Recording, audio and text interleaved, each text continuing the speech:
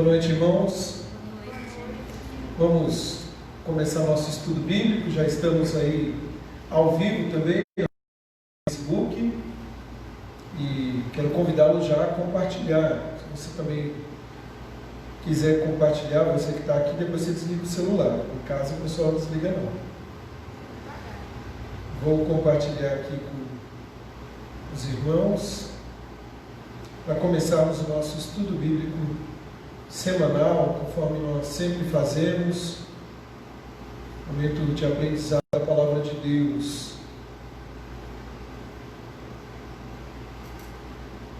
A Nicinha já está aqui com a gente. A Nicinha, a Adriana. Você que está assistindo em casa, coloca um oizinho aí, um boa noite, né? Agora quem está aqui presente, só balançar a cabeça assim. É muito bom poder estar juntos, né? Para aprender mais da Palavra de Deus, poder ser edificado, né? Parar um pouco com tantas coisas e poder crescer aí na graça e no conhecimento do Senhor. O celular bugou aqui. Pronto. O seu também? Hoje está meio devagar aqui a internet. Muito bem, vamos começar nosso estudo bíblico. Já comecei aqui. E nós vamos começar chegamos hoje no capítulo 33 de Gênesis. Gênesis 33. Eu quero convidar que você abra sua Bíblia lá em Gênesis 33. Gênesis capítulo 33.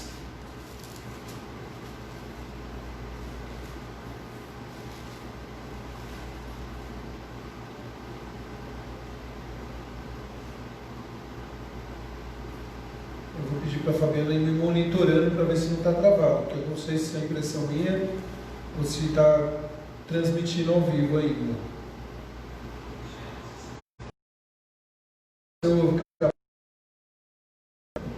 Gênesis 33, e nós vamos ler apenas o versículo 11, por enquanto. Gênesis 33, versículo 11. A palavra do Senhor nos diz assim: peço-te, pois, recebe o meu presente que eu trouxe, porque Deus tem sido generoso para comigo, e tem fartura, e estou com Ele, até que o aceitou. É interessante que nesse capítulo de hoje, do estudo, nós vamos ver que Jacó reconhece que tudo vem das mãos do Senhor. Deus é o Deus fiel. Deus é o Deus que conduz a nossa história. Deus é o Deus que tem cuidado de nós. É o Deus que nós devemos reconhecer que sem Ele nada podemos fazer. Tudo vem das mãos do Senhor. E eu convido a Deus cantando neste momento: Tu és fiel, Senhor. Ele é o nosso Pai Celeste, né? E nós devemos louvar a esse nosso Deus, Senhor das nossas vidas. Deixa eu só ver aqui que eu estou achando que nós estamos com um problema de transmissão. Está travado aí, Fabiano? Está transmitido?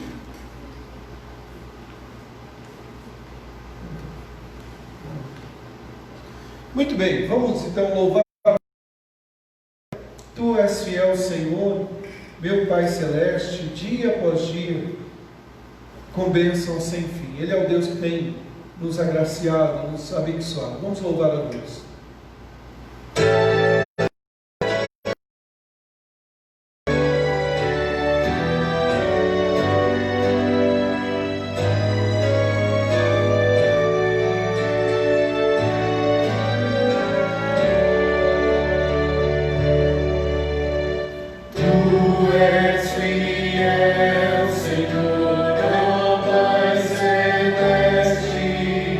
Deus, Filho, Santo.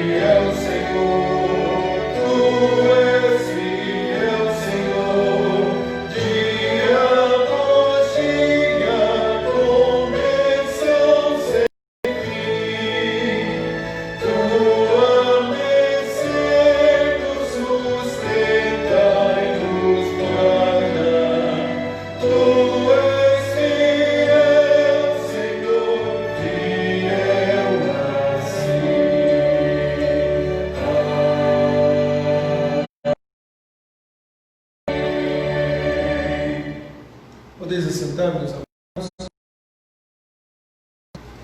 Queridos, nós vamos orar, dando início então ao nosso estudo nessa noite. Quero convidar a nossa irmã Maria, que ore ao Senhor, pedindo que Ele nos abençoe, que Ele fale conosco nessa noite. Senhor Deus, Pai amado e querido, obrigado pelo dia que o Senhor nos concedeu, Pai. Obrigado pelo alimento, pela água, pelo ar, Senhor. Obrigado porque o Senhor nos sustentou até aqui, Pai. Amém, Jesus. Te coloco agora neste momento, Senhor, o nosso estudo, Pai, onde vamos aprender um pouco mais da Tua palavra, Pai amado. Fica conosco, abençoa os nossos pensamentos, abençoa, Senhor, a nossa noite, abençoa os irmãos que estão assistindo em casa, abençoa, Pai, cada um de nós. Abençoa o nosso pastor, que agora vai colocar da Tua palavra, Pai amado. Fica conosco, Senhor. Eu oro e agradeço. Em nome do Senhor Jesus. Amém. Amém. Você já ouviu falar de um programa chamado Casos de Família? É interessante, né, que chega ao ponto de dizer, não é casos de família, é barracos de família, né?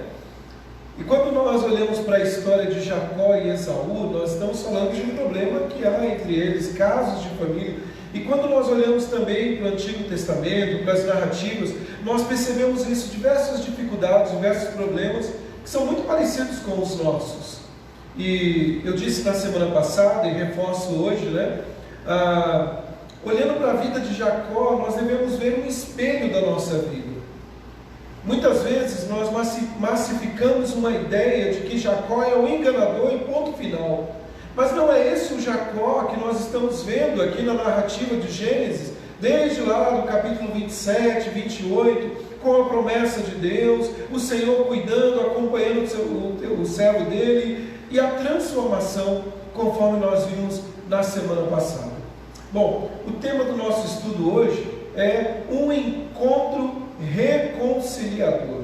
Hoje nós vamos ver aqui no capítulo 33, reconciliação. Essa é uma palavra-chave nesse capítulo, né? Eu diria que diante da crise, diante de tantos problemas que Jacó estava enfrentando, este capítulo, de certa maneira, é um deleite, é um bálsamo para o coração desse servo do Senhor. Muito bem, queridos, em Gênesis capítulo 30 até o capítulo 32, Deus está preparando Jacó para confiar nele.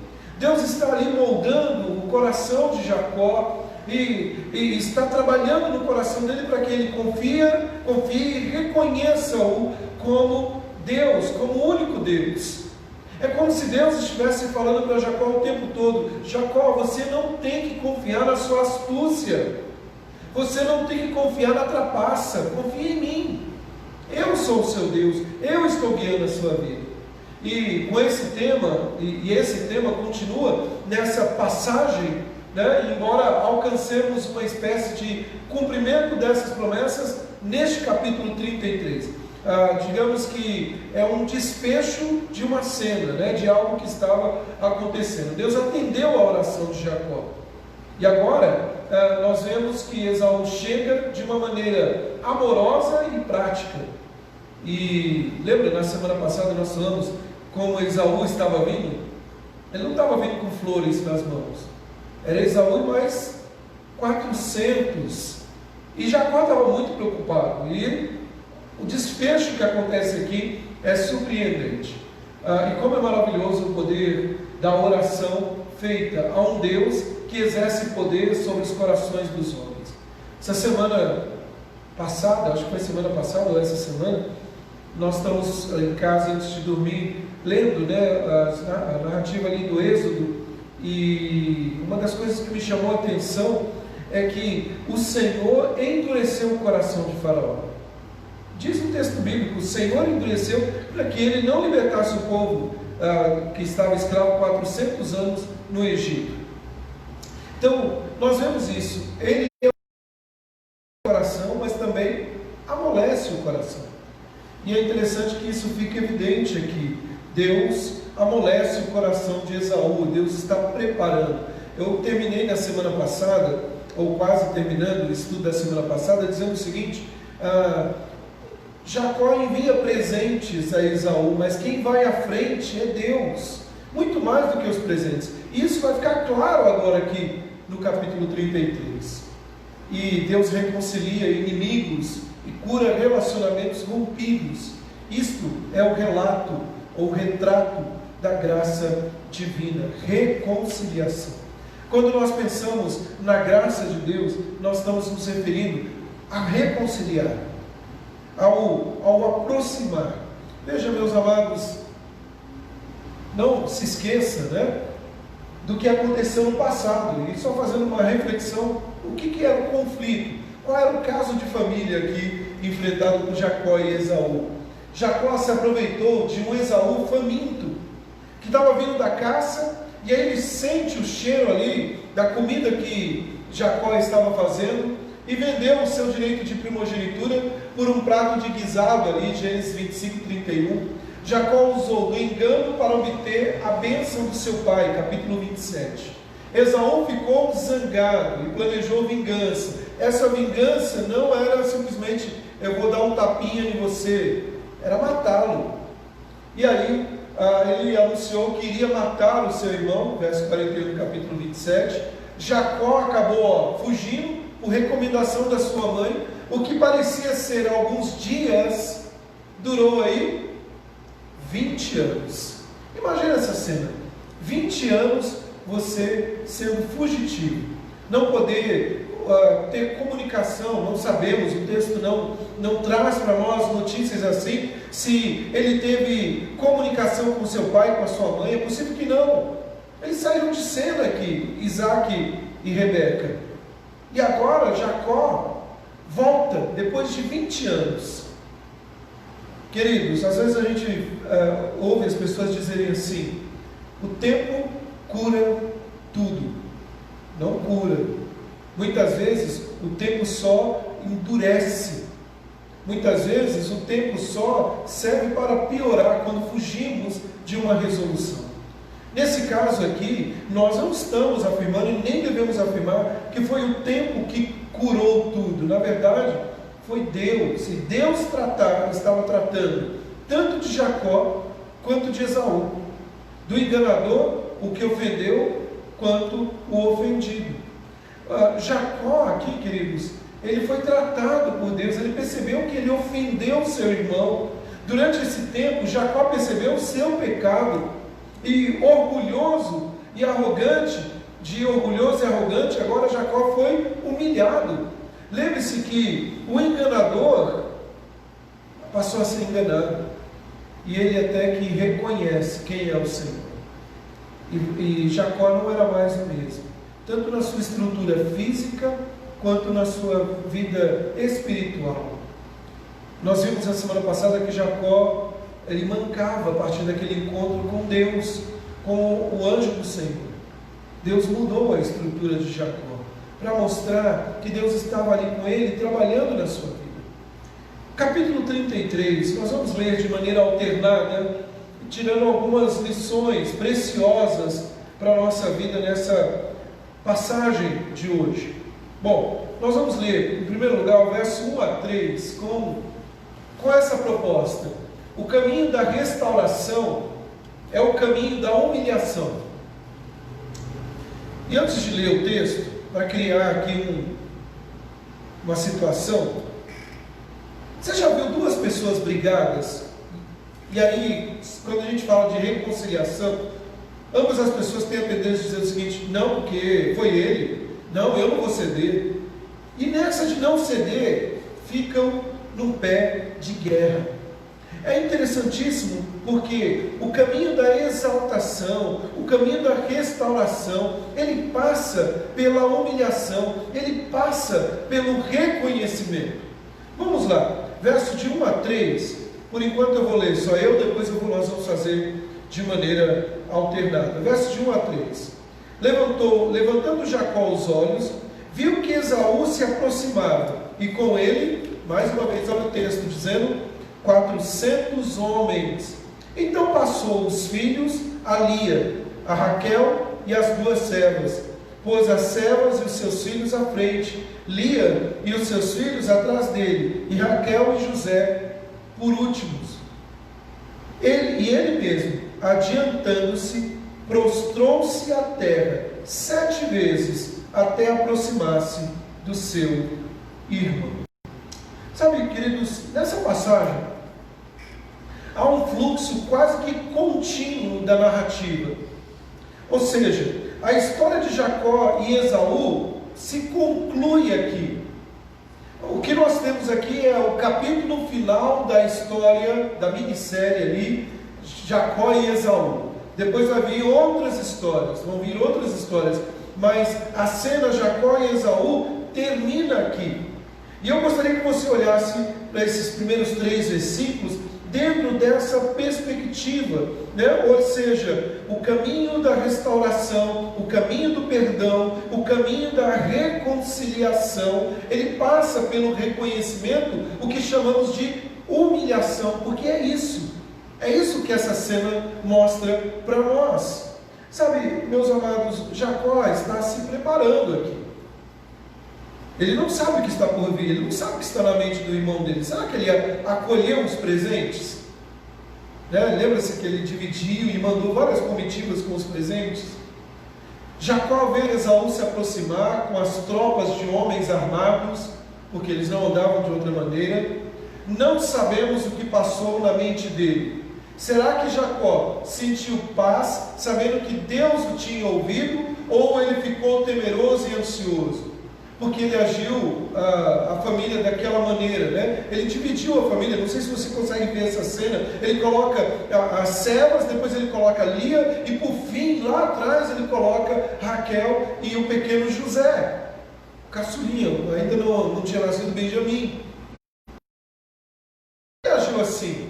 Isso era apenas um protocolo, ou ele estava protegendo os seus favoritos, os seus familiares? Sabe, meus irmãos, lembre-se, nós já falamos, eu tenho batido nessa tecla, é tão gostoso quando nós observamos uma mudança na vida das pessoas. Jacó, o enganador poderia usar agora o artifício do engano. O Jacó de antigamente poderia ter feito algumas estratégias, e ele tinha sabedoria para isso, nós vimos na semana passada. Mas Jacó age de uma forma totalmente diferente. Olha só, é fácil ver pelo texto que suas esposas e filhos eram muito estimados por Jacó. No entanto, Jacó não mais os enviou à frente. Veja que no capítulo 32, no verso 23, Sara, lembra pra gente? Capítulo 32, 23. Filhos, bem alto.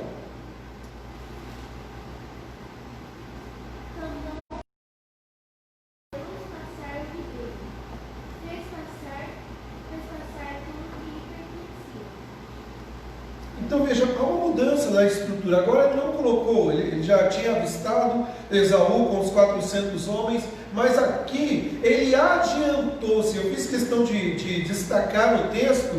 E como que é essa cena de adiantar-se? Ele adiantou-se sacrificialmente, assumindo a posição mais perigosa como o primeiro a ser abordado por Esaú. É como se Jacó estivesse mandando uma mensagem para Esaú dizendo o seguinte: faça comigo, fui eu que te ofendi, não com eles. Que coisa bonita, irmãos. Como é maravilhoso observar que agora há uma mudança no coração deste homem de Deus. Há uma mudança no coração desse servo do Senhor. Sabe, queridos, o caminho da exultação, da exaltação, sempre está no caminho da humilhação. Aquele que quer ser o primeiro, que seja o que serve, diz o Senhor Jesus. E este é o ensino que nós aprendemos. O apóstolo Pedro diz: humilhai-vos sob a poderosa mão de Deus, para que Ele em tempo oportuno vos exalte. 1 de Pedro 5, 7. Então, quando nós olhamos nesta cena, nós vemos isso. Jacó transformado, Jacó agora humilhado, colocando-se à frente. E aí o nosso texto, ele diz aqui no versículo 3: e ele mesmo, adiantando-se, prostrou-se à terra Quantas vezes? 7 vezes. Por que isso? O que essa cena quer dizer? 7 vezes encurvado aí, abaixando. Será que ele estava com dor na coxa? Será que ele estava esperando que Jacó olhasse? Há alguns manuscritos antigos, que a gente chama das tabuinhas antigas, que eram feitos em argila, que narra daquele contexto, dessa época, que se prostrar 7 vezes encurvado era uma maneira, era uma forma padrão de saudar um rei. Lembra, semana passada, como que Jacó, ele se apresenta para o seu irmão, ou mandou que os servos levassem os presentes, ele se apresenta como servo. Aqui nesse capítulo 33, ele também como servo. O que é interessante aqui, queridos, é que é quase uma fórmula padrão, uma maneira de cumprimentar alguém superior. Jacó, deixa eu pegar um negócio que caiu, senão fica um sonzinho aqui ruim. Jacó, ele está agora mostrando para o seu irmão que ele está se humilhando. Vem o detalhe do texto. E aí, antes de avançar um pouquinho, se a gente simplesmente lê o capítulo 33, esquecendo dos outros capítulos, está tudo certo aqui. Só que lá no capítulo 27, no versículo 29, alguém pode ler para nós? Enquanto eu bebo água aqui, capítulo 27, versículo 29. Sirvam-te povos e nações te reverenciem, se o Senhor de teus irmãos e os filhos de tua mãe se curvarem a ti, maldito seja o que te amaldiçoar e abençoado o que te abençoar. Meus amados, quem está dizendo isso? Deus. Para quem que ele está dizendo? Para Jacó. No caso, Isaac está aqui dando a bênção, a promessa de Deus. Deus prometeu a Jacó que as nações se curvariam diante dele, que todos se curvariam, prostrando e reconhecendo. Só que tem um detalhe, não é isso que está acontecendo. É Jacó que está se curvando. Por isso, o caminho da reconciliação passa pela humilhação. Sabe, quando nós olhamos para a vida deste servo de Deus, ele poderia muito bem ter dito o seguinte: não, eu tenho promessa de Deus, eu não aceito isso, você que vai ser o meu servo, Deus prometeu, você que se curve. Meus amados, Deus havia prometido a ele que as nações se prostrariam diante dele, mas antes, Jacó precisava aprender uma lição. Olha só, queridos, isso aqui é muito importante, porque mesmo após um encontro extraordinário, não era todo dia que ele via Deus, extraordinário com Deus, onde ele luta com Deus em forma humana, o anjo do Senhor, Jacó ainda tem que se levantar na manhã seguinte e enfrentar Esaú. Você vê que as revelações divinas no Antigo Testamento não substituem a responsabilidade dos crentes pela obediência. Eles fortalecem o crente para cumprir sua responsabilidade de obediência. Ou seja, uma das coisas que é maravilhosa nesse texto é observar o seguinte: o fato de termos uma experiência extraordinária com Deus, da ação dele na nossa vida, não exclui a nossa responsabilidade. Jacó teve um encontro com Deus. Jacó teve uma luta contra o anjo do Senhor ali e prevaleceu. Teve o seu nome mudado, agora é Israel. Mas Jacó ainda precisava passar por um processo, dentro desse processo da transformação. Poderíamos dizer o seguinte, queridos. Dizer que o controle não quer me responder? Não. Dizer aqui está um homem, ou estava um homem, que precisava da divina humilhação do Senhor para prepará-lo para a posição de exaltação que Deus havia planejado para ele. Havia prometido a ele por meio da profecia da aliança: todo o caminho de volta em Gênesis. O que está acontecendo aqui? Deus fez a promessa e Ele é fiel para cumpri-la. Ele vai cumprir. Nós vemos isso, nós sabemos a história. Mas antes, o Senhor está moldando aquele seu servo. Às vezes nós só queremos o caminho da reconciliação, o caminho da exaltação, o caminho da glória, vamos dizer assim. Mas não queremos nos submeter à correção das nossas falhas.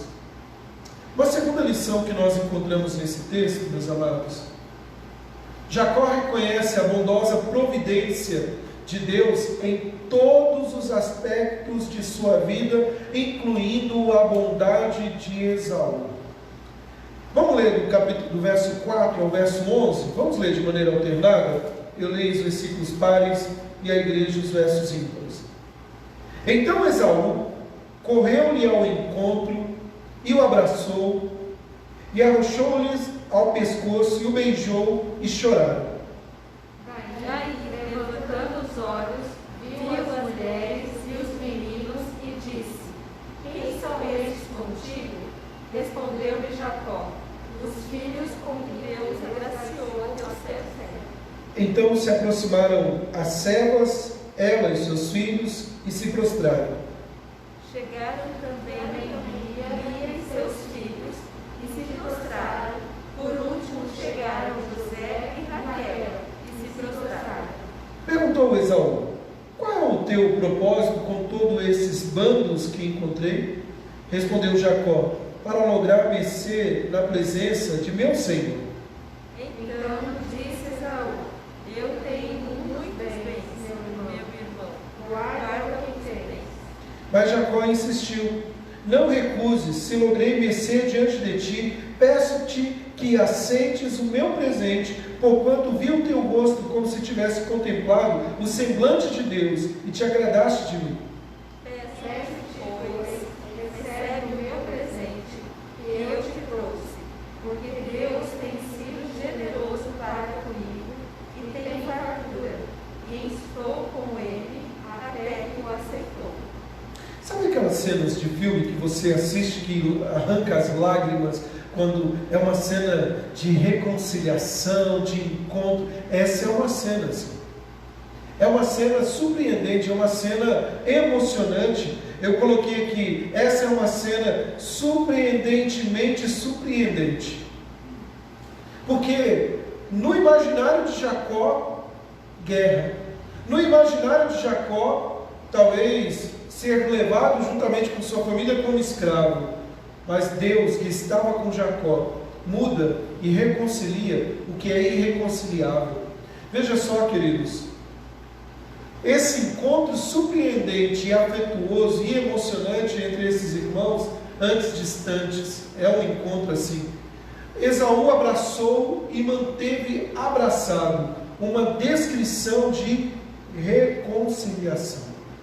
Essa cena, eu fico imaginando que não foi um abraço qualquer, foi um abraço que durou 20 anos. Eu fico imaginando que Esaú abraçou Jacó e ficou sufocando. Ele abraçou ali, pegou no pescoço, não pegou no pescoço. Ele abraçou forte o seu irmão. Sabe, o que antes poderia ser de fato o segurar no pescoço, agora se torna o abraçar. E eles estavam ali se reconciliando, e esta cena é maravilhosa. E uma das coisas que não é a última vez que vai acontecer isso, pelo menos com Jacó e Esaú, sim. Mas alguém leia para nós o capítulo 46 de Gênesis, verso 29, que também é um problema entre irmãos. Gênesis 46, 29. Então José aprontou o seu carro e subiu ao encontro de Israel, seu pai, Argosa. Apresentou-se, lançou-se-lhe ao pescoço e chorou assim longo tempo. É interessante que Esaú demorou ali abraçado com seu irmão. Agora aí no capítulo 46, o filho José, o segundo homem mais importante do Egito, revela ali, porque ele viu o pai e não se conteve, ele o abraçou ali e chora. E eu fico imaginando que o choro de José dava para ser escutado lá em Monte Alto. né, modo de dizer, que sendo bem exagerado, e ele abraça o seu pai. Mas ainda temos um outro texto que eu gostaria que alguém lesse para nós, Lucas 15, verso 20, lá no Novo Testamento. É só para mostrar a força deste momento. Lucas 15, verso 20. Tira para o ímpar aí. E levantando-se foi para seu pai. Vinha ele ainda longe, quando seu pai o avistou, e compadecido dele, correndo, o abraçou e beijou. E olha só, queridos, a parábola do filho pródigo, o pai avistou o filho vindo, voltando para casa, é uma parábola, Jesus está contando essa parábola, e o pai não espera dizendo assim, eu vou esperar esse moleque chegar em casa. Depois de ter gastado tudo, ele vai ter uma coça.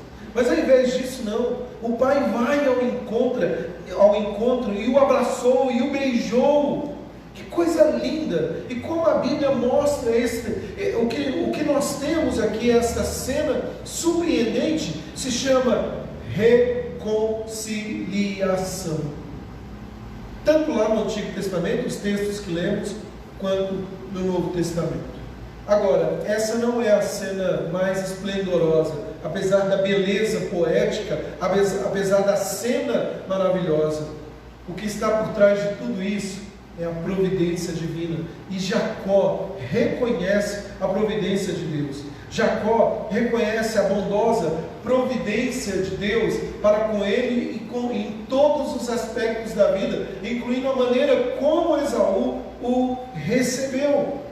Veja aqui, no texto aqui que nós lemos, olha lá, ele diz no versículo 5, daí levantando os olhos, o irmão viu as mulheres, os meninos e disse, quem são esses que estão contigo? Né? Respondeu Jacó, os filhos com que Deus agraciou o teu servo. E não tire isso da mente, Deus agraciou, ou seja, Deus me deu. E aí um pouco mais à frente, queridos, nós vemos o versículo 8, perguntou Esaú, qual o teu propósito com todos esses bandos que encontrei? Respondeu Jacó, para lograr mercê na presença do meu Senhor. Verso 9, disse mais, eu tenho muitos bens, guarda o que tens. E aí no verso 10 eu acho lindo, no final do verso 10, vi o teu rosto como se estivesse contemplando o semblante de Deus e te agradaste de mim. Olha só, queridos, ele dá todo o tributo a Deus. Isso é tão diferente do Jacó que nós conhecemos. O Jacó que nós conhecíamos era o Jacó enganador, era o Jacó que fazia acordos. Agora ele reconhece a Deus, ele dá toda a glória a Deus, ele dá todo o crédito a Deus. Nada disso, na verdade, de uma forma muito direta, ele vai confessar que de sua estratégia não foi que ele rendeu o recebimento de Esaú que lhe deu. A expressão que aparece no texto é muito interessante. Ele diz, eu vi no teu semblante como que o semblante de Deus. Sabe o que ele está querendo dizer com isso? Ele está querendo dizer assim, Deus estava à frente de tudo isso. Deus estava à frente. É bonito a maneira como ele coloca aqui, vi o teu rosto como se tivesse contemplado o semblante de Deus. Ou seja, a reconciliação de Esaú e Jacó e Esaú estava ligada ao seu encontro com Deus na ocasião que ele recebeu humildade e bênção. Dá uma olhadinha lá no capítulo 32, eu vou ficar sem óculos, põe tira óculos. 32, versículo 30.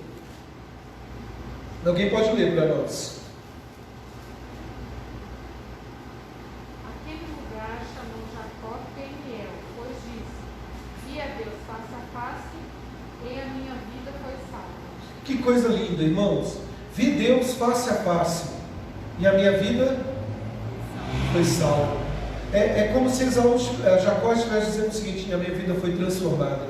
Eu estava lendo esse texto pensando o seguinte, tempos depois, lá em João capítulo 1, verso 14, diz assim, e o verbo se fez carne e habitou entre nós, cheio de graça e verdade, e vimos a sua glória, glória do unigênito do Pai. Isso, aí sem querer ferir o texto, podemos dizer, e porque vimos a sua glória, a glória do unigênito do Pai, a nossa vida foi salva. Jacó teve um encontro com Deus, E ele reconhece que tudo vem das mãos de Deus. Mas há um detalhe no texto que eu acho muito interessante. Na leitura, talvez aqui rápida, nós não percebemos isso. Em nenhum momento, tanto Esaú quanto Jacó discutiram o passado. Temos uma tendência no processo de reconciliação de, desculpe a expressão, vomitar tudo. Porque primeiro eu tenho que falar. Vamos lavar a roupa suja primeiro. E vai. Imagine 20 anos depois, Esaú e Jacó lavando roupa suja. Sabe, tanto Esaú quanto Jacó agiram de sabedoria. Que sabedoria é essa? Em não mencionar os problemas do passado. Muitas pessoas nunca aprendem a arte de abandonar os comentários que incitam provocações. E uma das coisas que eu tenho aprendido, e nós devemos aprender, é que não adianta você ficar resgatando problemas que não se corrigem mais do passado. Problemas que já ficaram. Note como Jacó estava ansioso para que Esaú recebesse o presente dele. Nos tempos antigos, os presentes eram sinal de boa vontade. É como se dissesse assim: não aceitar o presente de maneira nenhuma, é porque ele ainda vai se vingar de alguma maneira. Ele está bonzinho comigo agora. Se ele aceitar, é porque eu logrei êxito. E aqui então eu coloco o seguinte: seria a intenção, né? E aí mudaria então, ele não saberia a intenção de Esaú. Na verdade, os presentes, por mais que tinha esse tom de amolecer o coração de Esaú, era como que um termômetro, um teste para medir. E eu acho muito bonita a maneira como Esaú se refere a Jacó, quando ele diz o seguinte. Só que veja, queridos,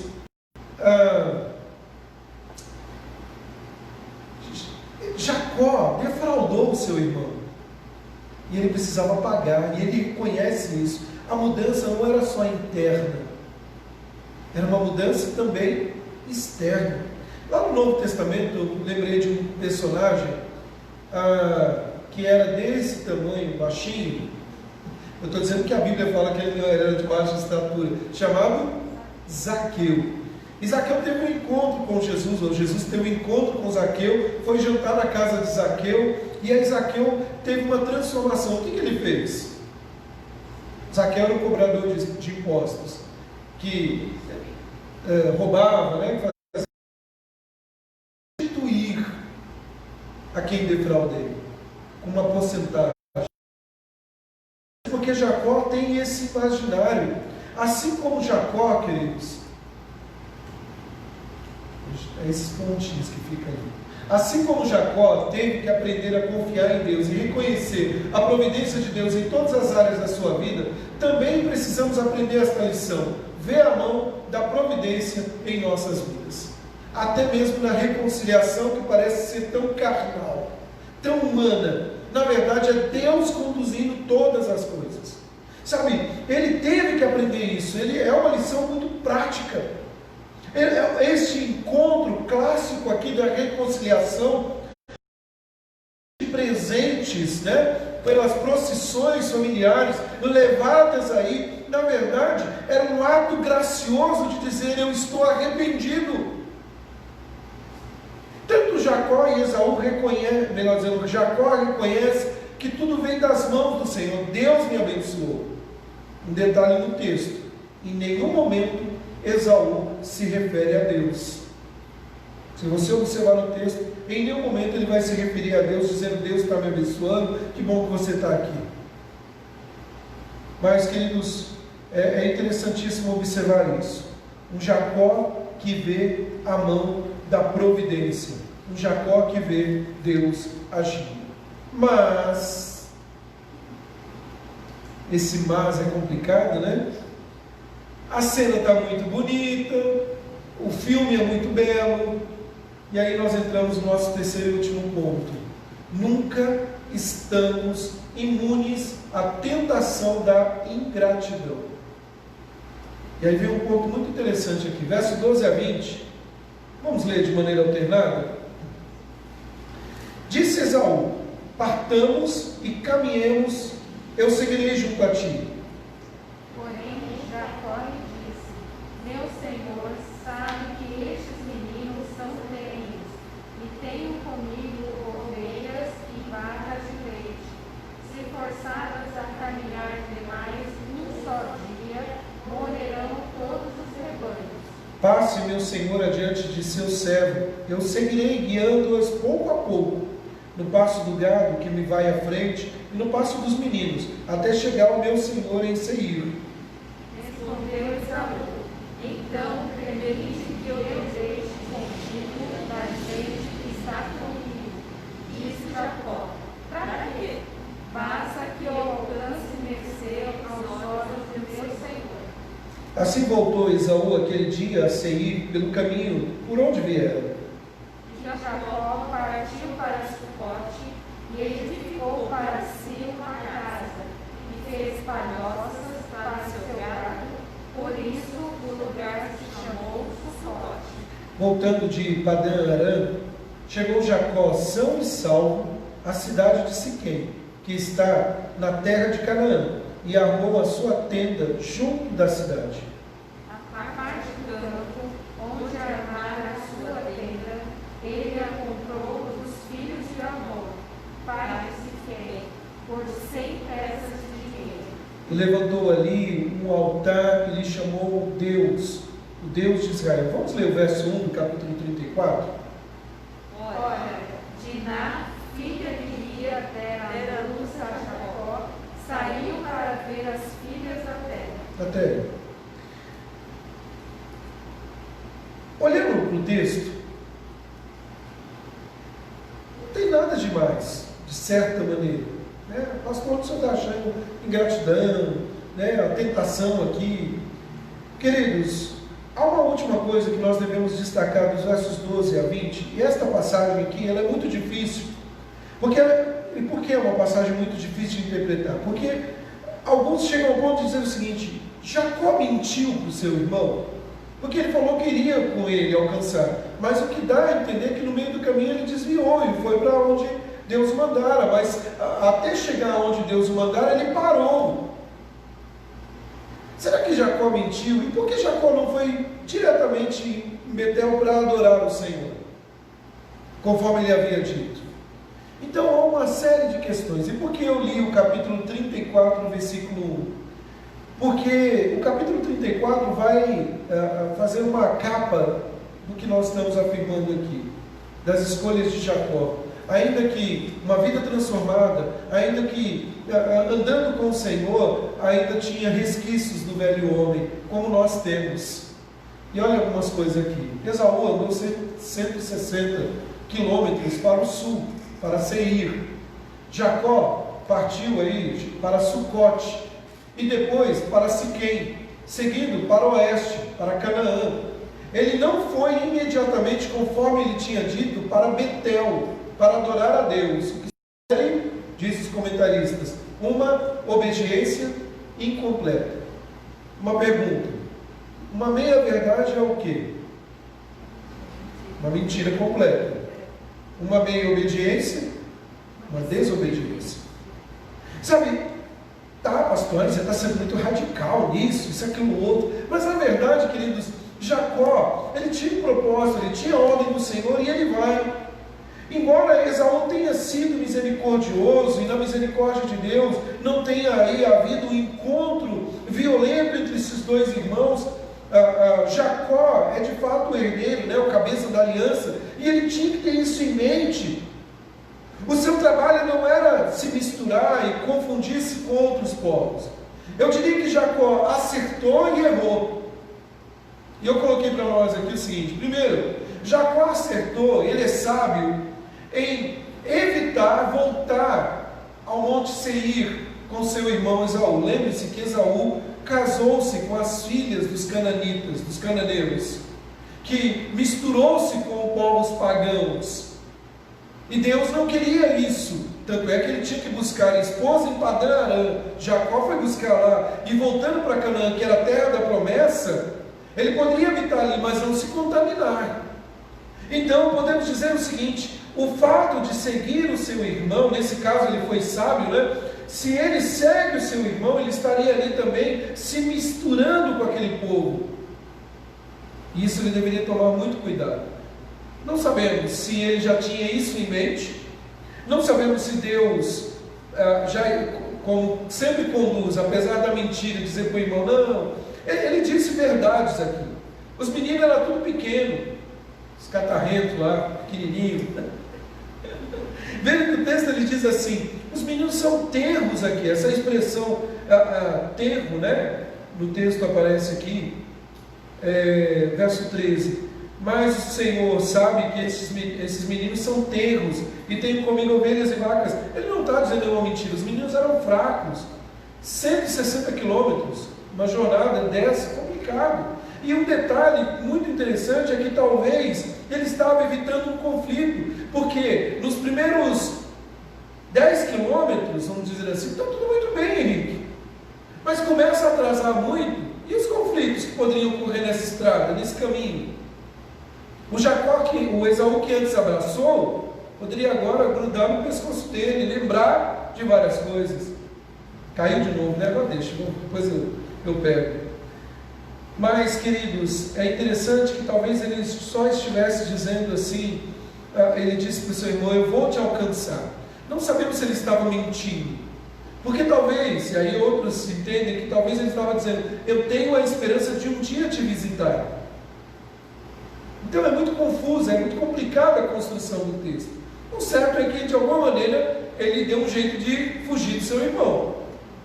Você pode perceber que no texto, enquanto seu irmão voltou lá para Seir, o Monte Seir, Jacó foi para Sucote e depois para Siquém. E aí, outro ponto aqui que nós já tratamos aqui, Jacó falhou em continuar em obediência completa. Versos 17 a 20, eu vou ter que pegar porque o som fica muito gritante aqui. Versos 17 a 20, ele mostra para nós que primeiro ele parou em Sucote. E aí olha o que o texto diz, verso 17. Jacó partiu para Sucote, edificou ali uma casa, e fez palhoças para o gado. O lugar se chamou Sucote. Veja que ele não parou ali para beber água. Ele construiu uma casa, ele fez palhoça para o gado. Ele se estabeleceu ali. Né? Ele construiu barracas, construiu abrigos para os rebanhos, mudou-se para lá, um pouco mais para Siquém depois. Né? E lá se estabeleceu. Ele comprou terras. Isso nos mostra que Jacó sucumbiu à tentação da ingratidão. Que sentido? Deus estava guiando, Deus estava direcionando, mas ele agora cresce os olhos, porque Siquém, cerca aí de Betel para Siquém, um dia de viagem, era um local ali muito atraente, porque era uma encruzilhada do comércio.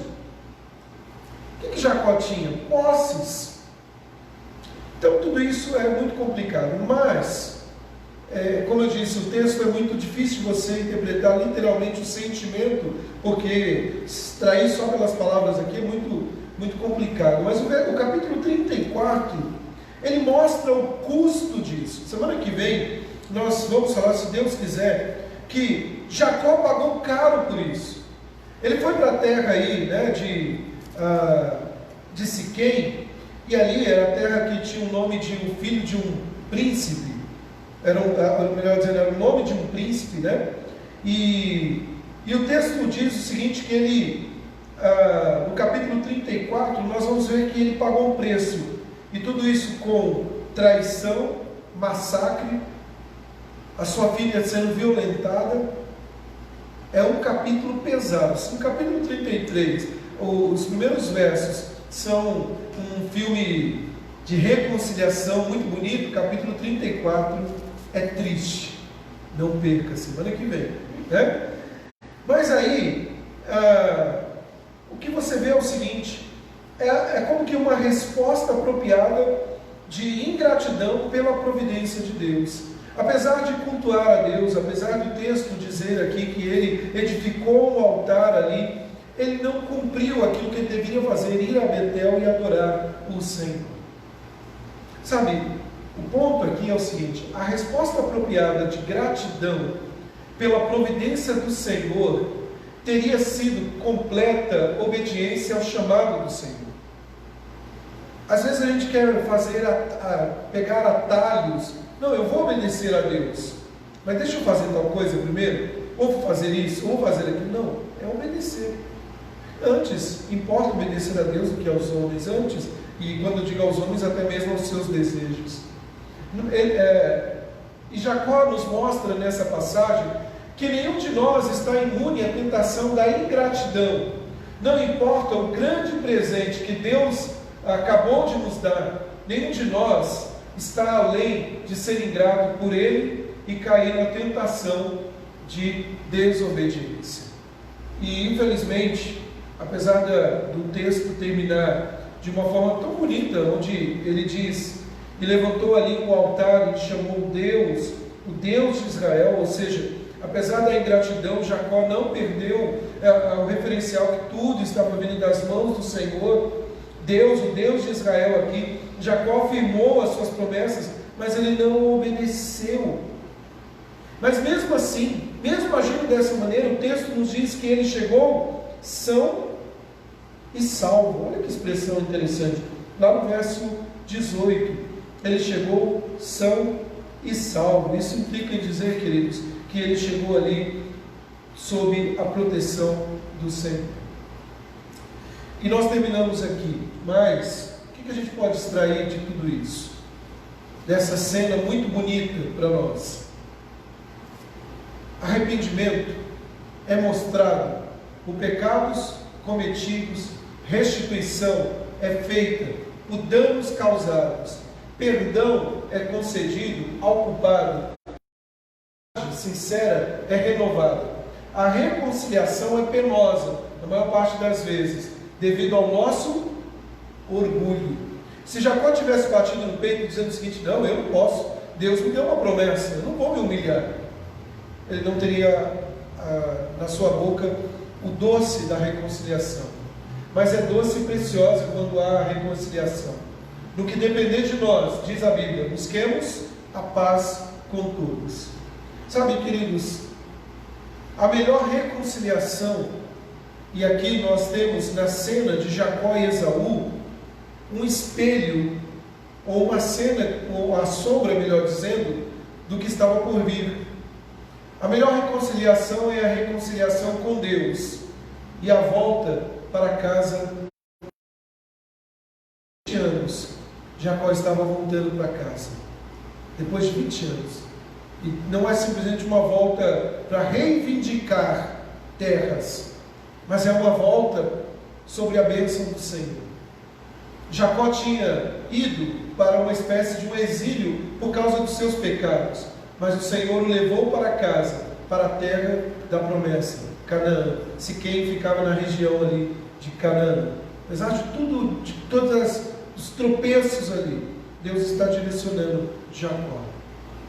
Para a gente pensar um pouco e fazer um convite, pensar e agir. Eu até vou sair da frente aqui. Talvez você tenha se afastado do Senhor e, como resultado, tenha ido para bem longe dele. Prazer em exilados para casa. Volte para ele hoje. Sabe, meus irmãos, hoje em dia tem tantas pessoas que têm se afastado de Deus. Eu tenho escutado aquelas expressões como: ah, mas na pandemia, depois que acabar tudo isso, nós seremos melhores. Olha, não é essa a verdade. Na pandemia, nós estamos vendo a vida tão efêmera, tão passageira, e nós nos afastamos às vezes de Deus. Há uns meses atrás, nós conversávamos em casa isso. Nós nos acostumamos com a pandemia, porque lá atrás nós buscávamos, estávamos próximos, mas de repente começamos a nos afastar. Sabe, queridos, eu olho para essa cena de Jacó e Esaú e lembro do casa, e o pai o abraça, e é tão maravilhosa essa cena. Eu gostaria de passar para vocês uma canção, eu tenho tempo para isso, e logo em seguida eu vou fazer uma oração, tá bom? Essa canção é muito bela, ela retrata um pouco essa volta do filho pródigo. Vamos ouvir essa canção.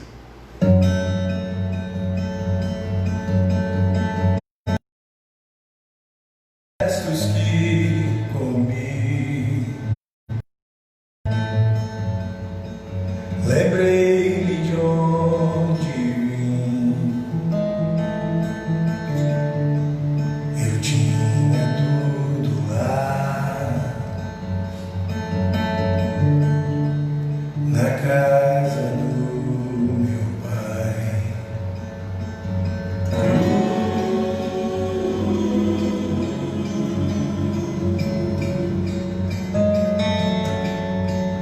Cansado de servir, juntei minhas coisas e clamei minha porção. Do tronco galho eu cortei, eu roubei do meu pai, no afã de ser livre, me prendi, escravo do meu querer, buscando prazer, com porcos eu comi.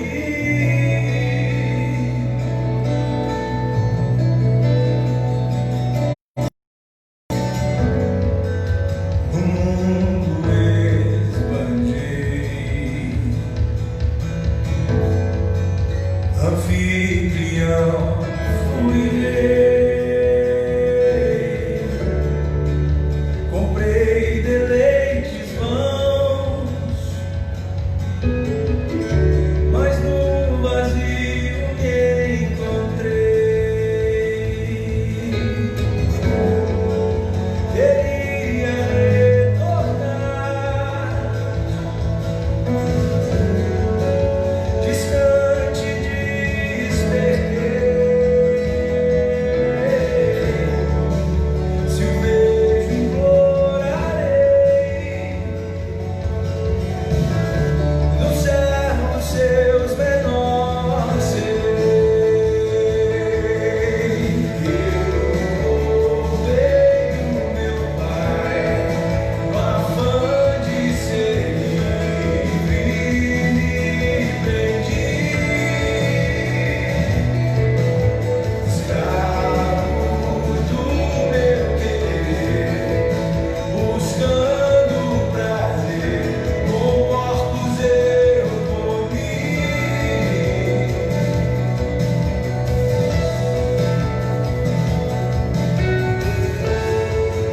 Voltando avistei, correndo me abraçou, de nada se lembrou, além do seu eterno amor. Padre me deixou urgente celebrar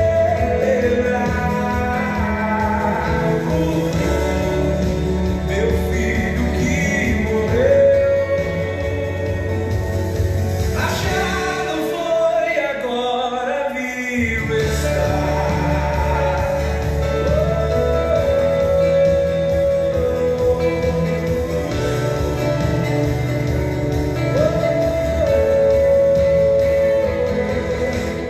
Vejo o preço que o meu pai pagou por ele estar aqui, me deu roupas para festejar e fez aliança, graça, amor, justiça e redenção. Que banquete preparou pra mim.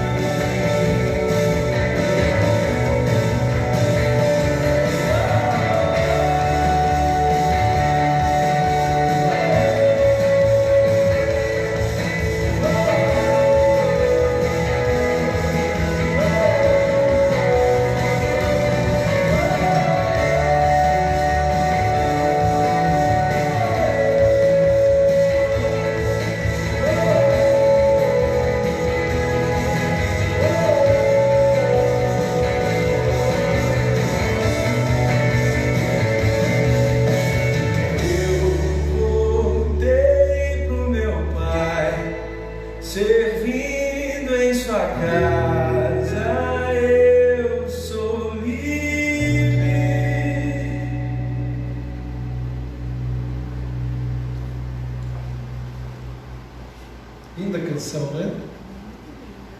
E que verdade, né? No afã de querer ser livre, eu fiquei preso, né? E eu voltei para a casa do meu pai e servindo, eu sou livre. Eu estava terminando, né? Fechando o estudo, lembrei-me dessa canção. Enquanto nós vemos a Bíblia sendo tão presente, porque nós podemos hoje sair daqui meramente com uma narrativa histórica do reencontro de Jacó e Esaú, algo muito bonito, mas nós não podemos tirar Cristo de ser do centro, porque nós vemos Cristo aqui. A semelhança de Jacó, que teve a sua vida transformada, também nós temos as nossas vidas transformadas.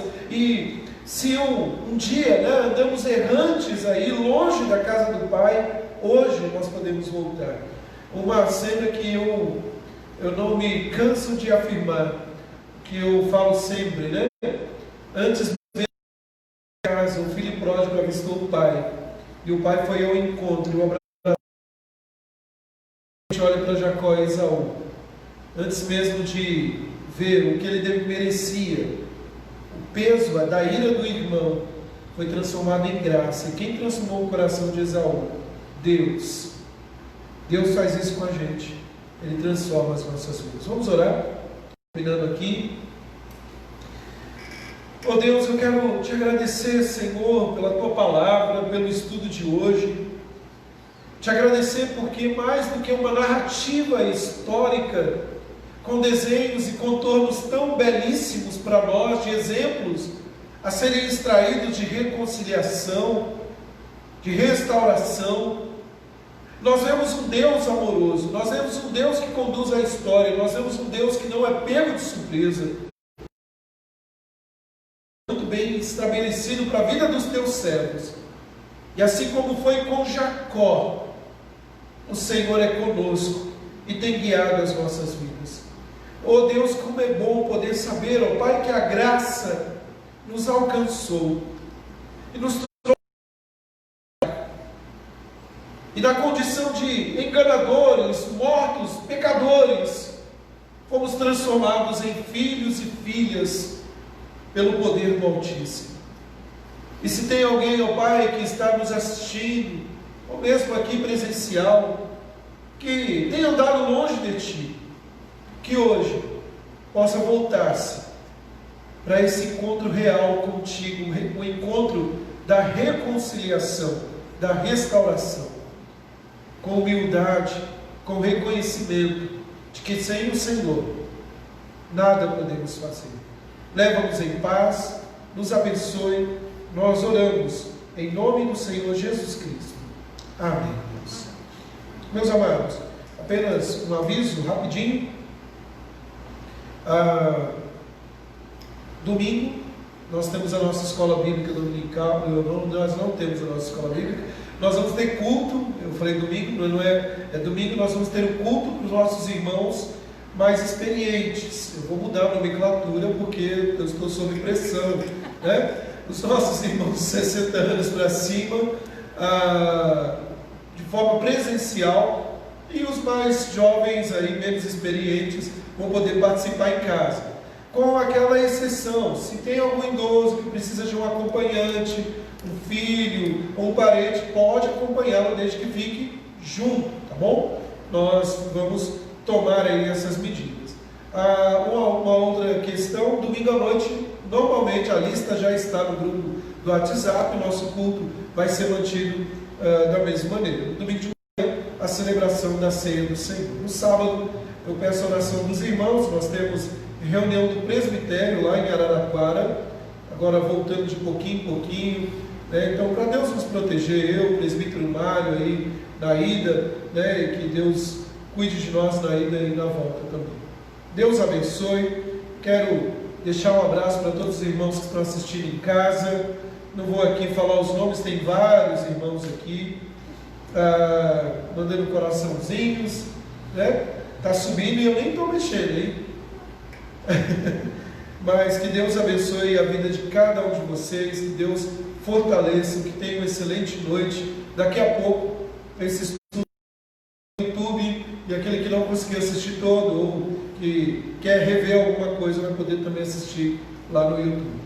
Deus abençoe, meus amados. Uma boa noite para todos os irmãos.